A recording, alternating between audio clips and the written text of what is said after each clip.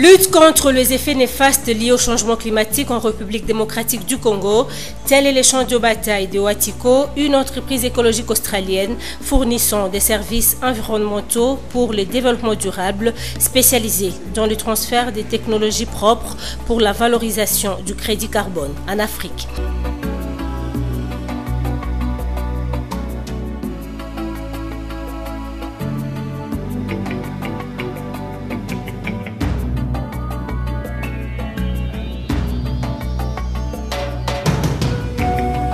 C'est dans cette optique qu'un groupe d'experts a effectué une mission d'exploration dans la province du Congo central, précisément dans la ville de Mwanda, située à plus ou moins 567 km de Kinshasa, la capitale de la RDC.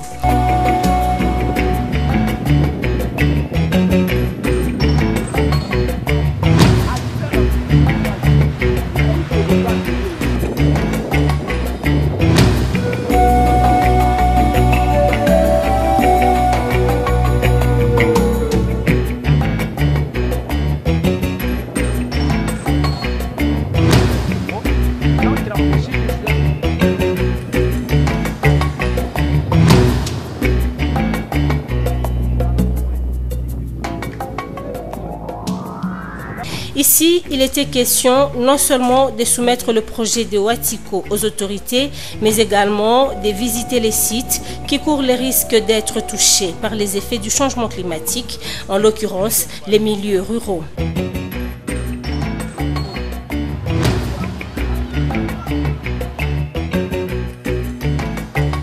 Le représentant de Watiko en RDC, Antoine Mwamba, qui a conduit l'équipe d'experts sur le terrain, revient sur le bien fondé de ce projet dans la ville de Mwanda.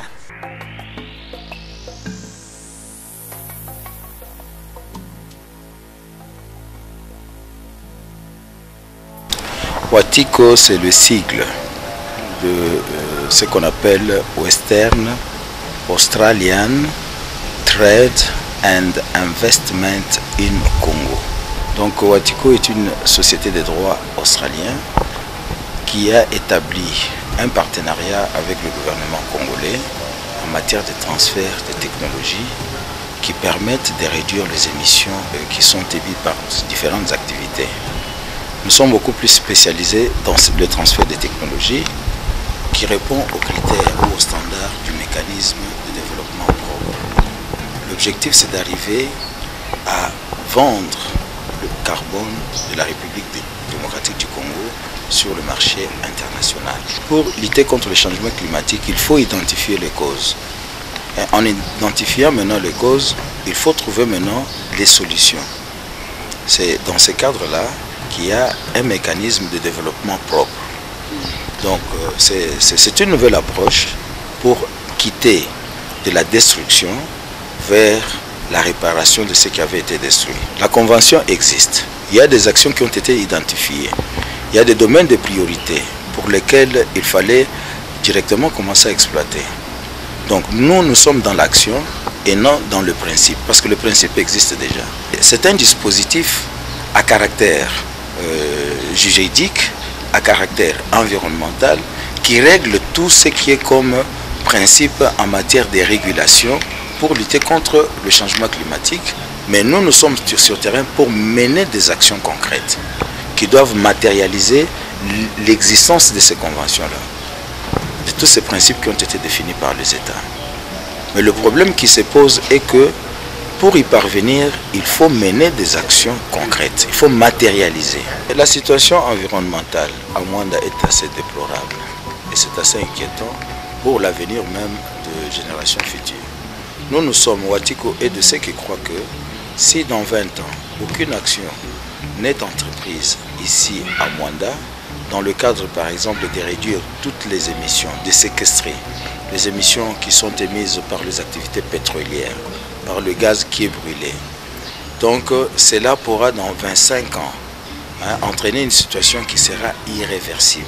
Aujourd'hui, je veux le déclarer, si cela n'est pas encore dit, mais moi je veux le déclarer officiellement, parce que d'abord je suis expert consultant en matière de transfert des technologies destinées à réduire les émissions.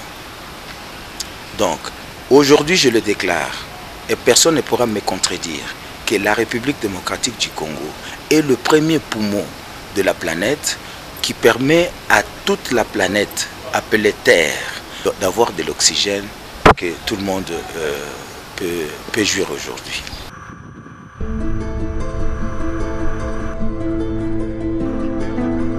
Après avoir identifié les causes du changement climatique dans cette partie du pays, l'expert en matière de gaz et pétrole, Hervé Ndaye, estime qu'une forte sensibilisation des pollueurs s'avère indispensable pour réduire les gaz à effet de serre dans cette zone, ceci étant nuisible à la santé.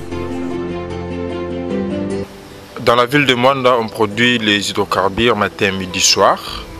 Et les hydrocarbures émettent les gaz à effet de serre. Les gaz à effet de serre, ce sont des gaz qui absorbent le rayonnement infrarouge que la Terre émet en atmosphère. Et lorsque ces gaz se concentrent dans l'atmosphère, ces gaz participent au réchauffement climatique. Parmi les gaz à effet de serre, il y a le méthane, il y a les CO2 en grande quantité. On obtient le CO2 en faisant la combustion des hydrocarbures, soit de pétrole et de gaz.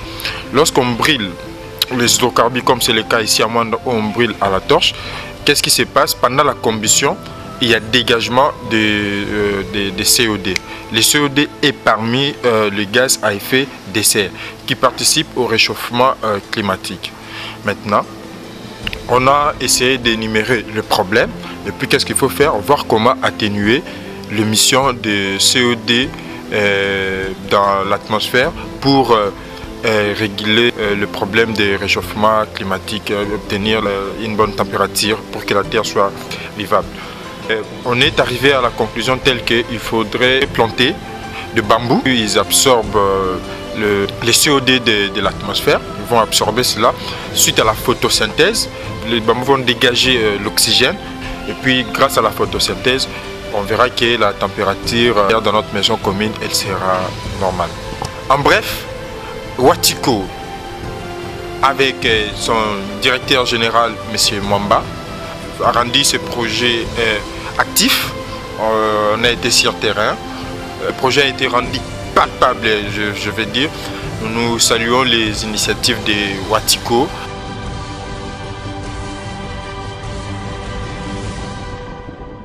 Comment minimiser l'impact du changement climatique, particulièrement dans les milieux ruraux où l'on trouve la précarité des modes de vie de la population? L'ingénieur agronome et climatologue Guillaume Louzayadio propose la politique de déboisement et boisement avec des technologies appropriées.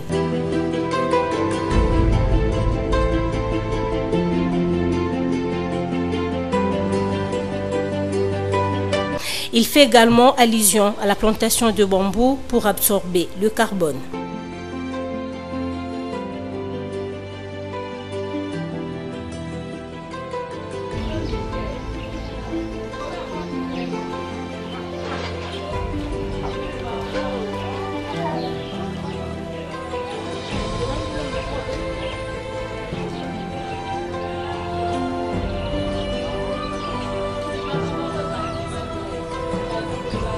Nous avons pour mener certaines études, lancé un projet de boisement, reboisement et forestation.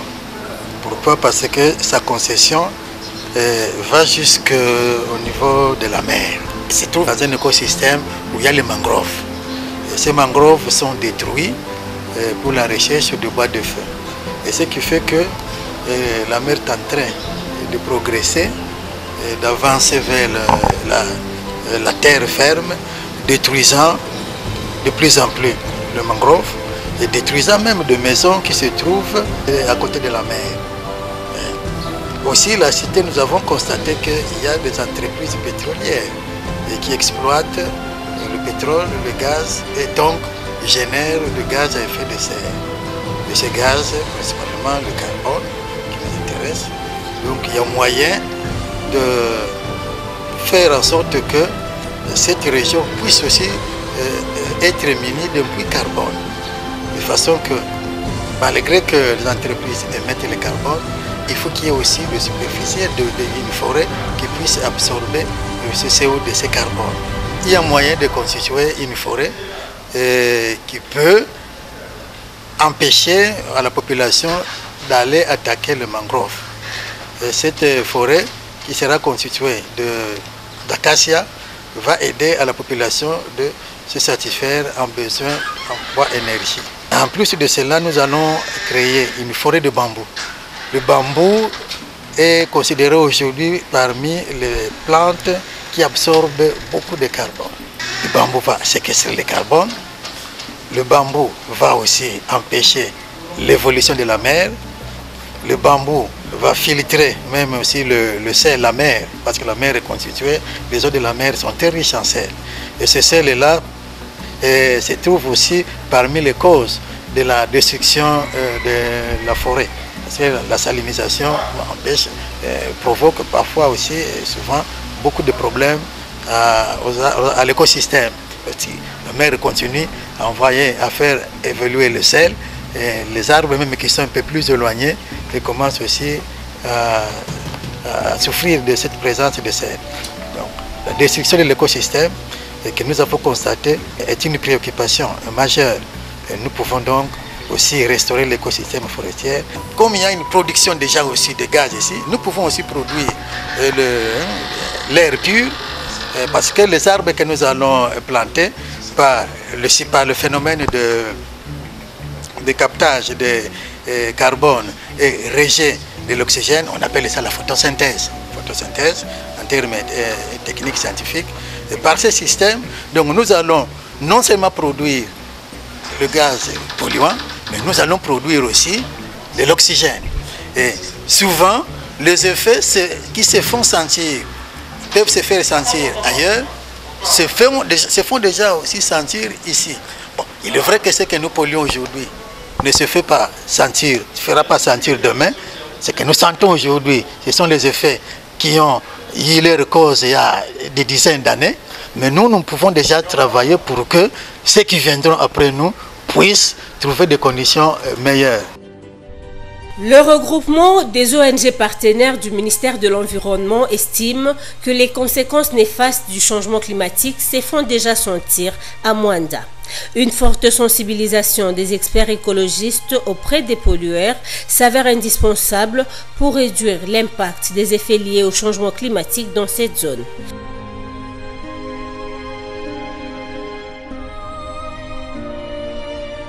Cathy Matondo, présidente du conseil d'administration de cette structure, reste convaincue que seul le secteur de l'agroforesterie demeure le principal pilier pour bannir la pauvreté en RDC. Également initiatrice de la plateforme regroupement de femmes pour la promotion de l'agriculture, Cathy Matondo invite toutes les femmes leaders à mettre la main à la pâte pour développer les secteurs de l'environnement générateur des richesses, le but étant d'éradiquer la pauvreté en République démocratique du Congo. Mon ONG, les RFPA, regroupement des femmes pour la promotion de l'agriculture, ensemble avec d'autres ONG, nous nous sommes mis ensemble pour créer ce que nous appelons ROPME. ROPME, c'est le regroupement des ONG partenaires du ministère de l'Environnement. Donc toutes ces ONG qui travaillent dans le secteur de l'agriculture et de l'environnement se sont retrouvées et nous avions créé cette plateforme qui, parmi ses objectifs, s'occupe de l'encadrement des ONG, aider les ONG à trouver des financements auprès des partenaires, mais aussi les aider à élaborer les différents projets selon les domaines d'activité, mais plus dans l'agroforesterie. Nous ne pouvons pas seulement faire l'agriculture, mais nous devons aussi planter les arbres. Les arbres qui séquestrent le carbone, puisque aujourd'hui c'est ce qui est à la mode, les réchauffements climatiques. Quand vous parvenez à planter ces arbres, et entre les arbres, vous mettez les cultures maraîchères, c'est à partir de cela que nous allons créer des richesses, parce qu'au bout de 3 mois déjà, vous récoltez les cultures maraîchères, et dans l'entretemps, d'ici 2, 3, 4, 5 ans, vous avez au moins les arbres qui produisent et ça peut nous aider à nous retrouver et à créer des richesses autour de nous. Nous avons éprouvé beaucoup de difficultés, surtout en ce qui concerne l'élaboration des projets et des projets avec des standards internationaux. Et nous avons estimé que la présence des Watico sur notre terre, les Watico, c'est une société de droit australien qui nous accompagne. Nous avons signé des accords de partenariat pour travailler avec eux, surtout dans les domaines de l'environnement. C'est à ce titre-là, nous avons profité de la présence des Watico, nos experts internationaux à Kinshasa, ensemble avec les experts nationaux du ministère de l'Environnement et aussi l'université de Kinshasa qui nous accompagne. Dans ce que nous sommes en train de faire, nous avons pensé que leur présence pouvait nous apporter un plus. Nous nous sommes mis ensemble autour d'une table, voir qu'est-ce qui peut être fait à leur niveau. C'est ainsi que nous avons dépêché à Mwanda l'équipe qui est allée travailler, mener des recherches, recueillir les éléments par rapport au projet. Mwanda, c'est la ville d'avenir d'abord pour les années qui viennent, mais aussi Mwanda a un problème de pollution. Avec la présence de sociétés pétrolières dans cette ville, je crois que tout le monde le sait, la pauvreté s'accroît de plus en plus, en dépit de la présence de ces sociétés pétrolières.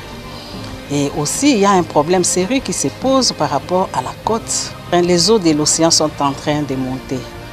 Et avec comme conséquence, il y a les routes qui sont détruites, surtout pour les cas, la route Banana-Mwanda est en pleine dégradation. Il y a aussi les problèmes des gaz émis par les sociétés pétrolières. Donc, bref, au niveau de Mwanda, la pollution est réelle. Et avec toutes les conséquences, il y a beaucoup de maladies pulmonaires aujourd'hui qui sont développées dans cette partie à cause pratiquement de tout ça. Et nous avons estimé que nous, en tant qu'agents de développement, encadreurs des ONG, nous avons estimé qu'il faudrait, ensemble avec les autorités locales, les sociétés pétrolières, bien sûr avec la société civile, nous mettre autour d'une table pour que nous puissions savoir comment nous pouvons arriver à capitaliser ça pour que la population se retrouve. Ces gaz qui polluent la ville, ces gaz qui sont émis, doivent être récupérés. Et c'est parmi les objectifs que nous avons aujourd'hui dans le cadre du réchauffement climatique. L'objectif pour nous aujourd'hui, c'est de créer au niveau de Mwanda des puits carbone qui permettront à la population de sortir de cette situation de pauvreté dans laquelle cette population vit. Au niveau de Lukala, je travaille dans l'agroforesterie et là c'est en partenariat avec PIF, qui est financé par la Banque mondiale. Et en principe, nous devrions arriver à faire l'agroforesterie sur une étendue de 105 hectares. Mais nous venions de commencer et nous sommes à 10 hectares. Là, à Lukala, nous avons fait l'agroforesterie en y plantant l'acacia et les maniocs. Bientôt d'ailleurs, nous allons récolter sur 10 hectares. Et les acacias ont déjà bien poussé. C'est à travers l'agroforesterie qu'on peut arriver à bannir la pauvreté à travers les processus d'adaptation, c'est-à-dire des luttes contre la pauvreté et aussi par rapport au processus d'atténuation qui est réduire les effets du réchauffement climatique. Ici, c'est un appel que je lance aux femmes leaders, puisque nous voudrions être parmi les femmes leaders dans le secteur de l'environnement. Ce secteur qui est important aujourd'hui et générateur des richesses. Je crois qu'il y a lieu que les femmes nous rejoignent pour qu'ensemble nous puissions arriver à éradiquer la pauvreté, parce que la pauvreté, dit-on, est au féminin. Et nous devons arriver à bannir la pauvreté. Après avoir mené l'étude des faisabilités à Mwanda, l'ingénieur Kofi Binboteko, expert au ministère de l'Environnement à la direction d'horticulture et reboisement, affirme que beaucoup d'activités ayant des conséquences néfastes sur la population sont exercées à Mwanda et il n'y a toujours pas de solution. La politique de reboisement reste de mise et une forte sensibilisation de la population pour réduire la pauvreté dans cette zone. Il met également en exergue la conscientisation de bailleurs de fonds pour soutenir les activités d'agroforesterie. À l'en croire, la présence des experts internationaux de Watiko en République démocratique du Congo est bénéfique, particulièrement dans les secteurs de l'environnement. On avait signé un accord de partenariat depuis 2015. Watiko travaille dans le processus de crédit carbone. Le ministère de l'Environnement travaille dans le processus de crédit carbone.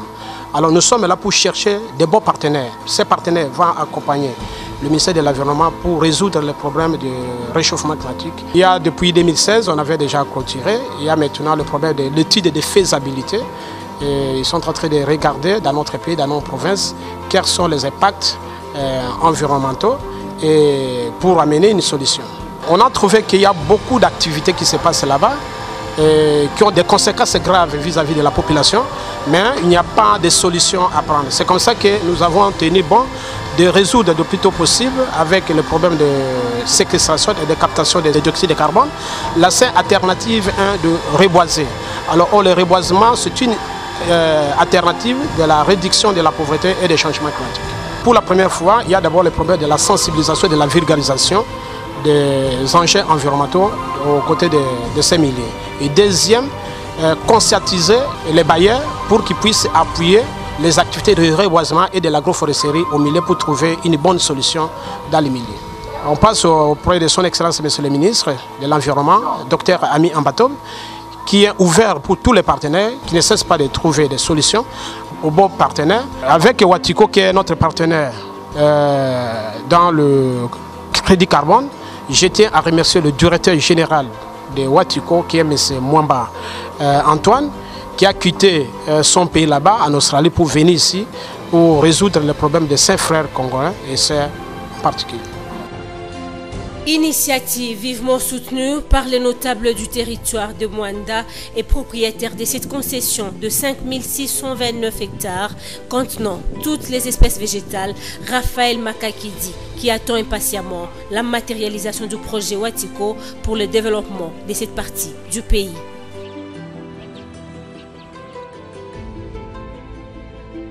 C'est pour la première fois que j'entends ce genre de projet et pour moi ils sont les bienvenus. La population tout entière est presque contente pour ce développement qui est presque immédiat, qui va bientôt prendre lieu ici à Mwanda. Notre concession elle est de 5629 hectares, elle est tellement grande, surtout que c'est au bord de l'océan, c'est une concession littorale.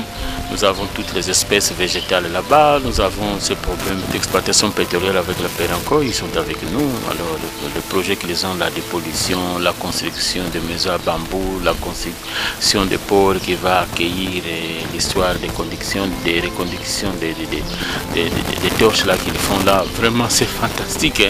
Je ne sais pas, je vois déjà demander si les couloirs de développement.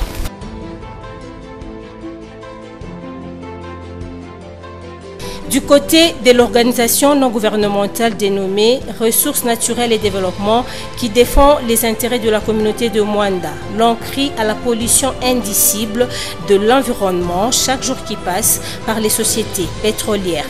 D'où l'appel pressant à l'État congolais pour obliger les pollueurs à respecter les normes en matière d'hydrocarbures. Nous autres sommes là pour défendre les intérêts communautaires de Mwanda et informer les communautés locales sur l'exploitation pétrolière ici à Mwanda. Et également, nous luttons aussi contre la pollution, parce qu'il y a toujours des conflits entre la société pétrolière et les communautés. Nous sommes là à être ensemble, une tripartite entre l'État, la société et les communautés. Notre souci est que notre gouvernement puisse quand même intimer l'ordre aux sociétés de suivre les normes des codes miniers.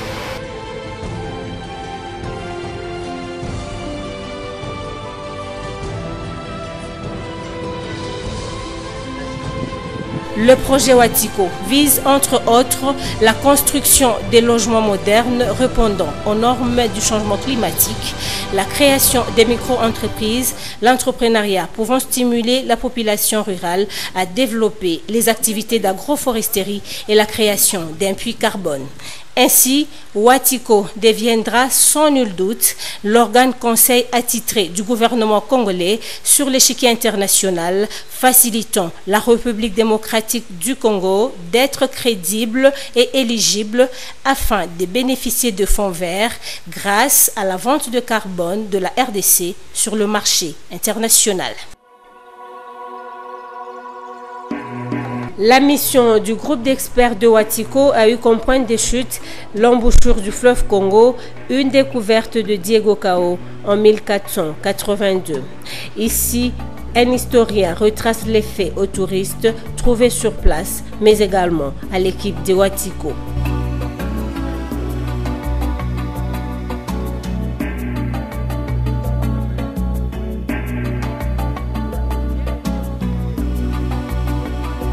C'est dans la ville de Mwanda où l'on trouve la première église catholique en République démocratique du Congo, le tout premier cimetière en Afrique centrale. Bref, Mwanda n'est pas seulement une ville historique, mais elle reste une ville d'avenir.